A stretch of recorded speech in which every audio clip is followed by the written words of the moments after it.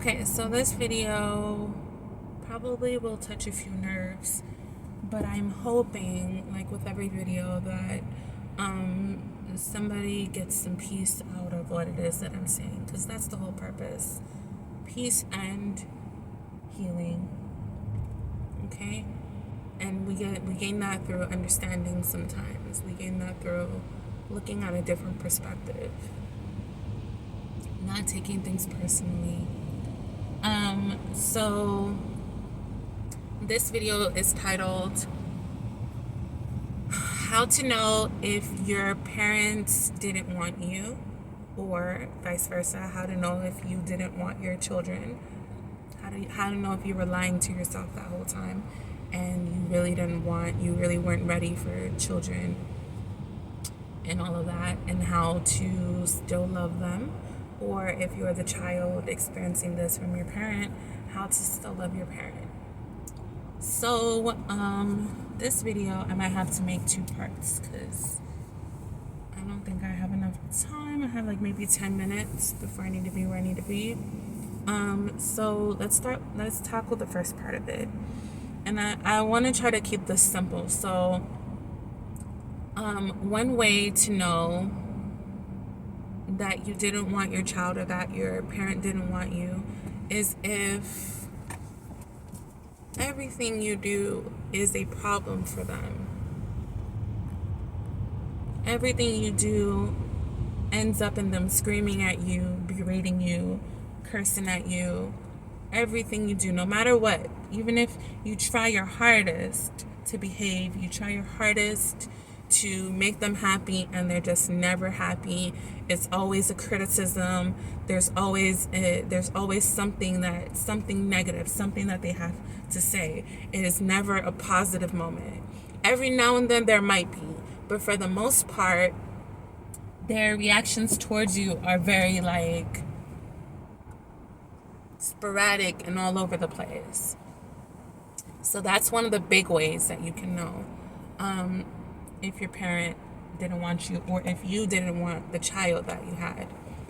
If no matter how hard you try to have patience with them, and you know that you should have patience, you know that sometimes you're doing too much. Like you might say or do something, and then right afterwards you're like, oh crap, I shouldn't have did that. I shouldn't have said that. But you can't control that feeling. You can't control that behavior. It just happens. That's how you know you weren't ready.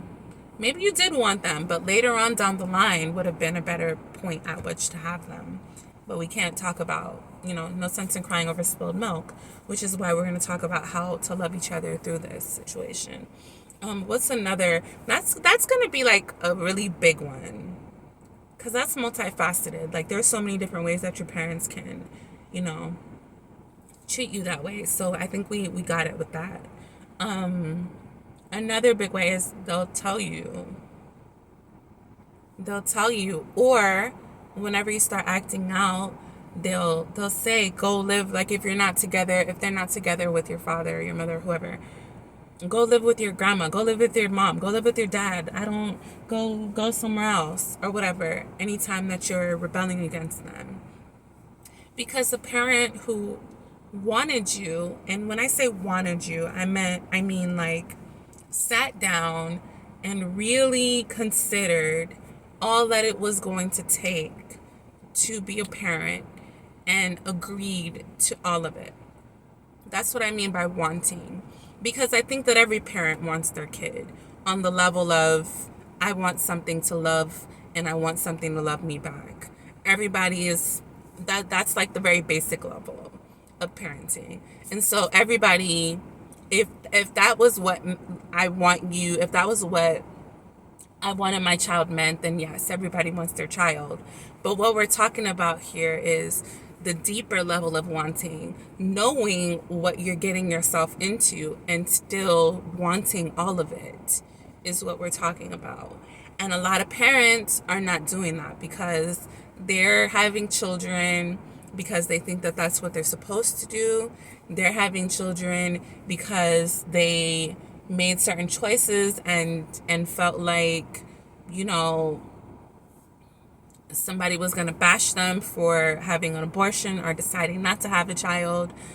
there are just so many different reasons that are not okay. So all of those are reasons why somebody would have a child, right? Or they want to convince the other parent to stay with them.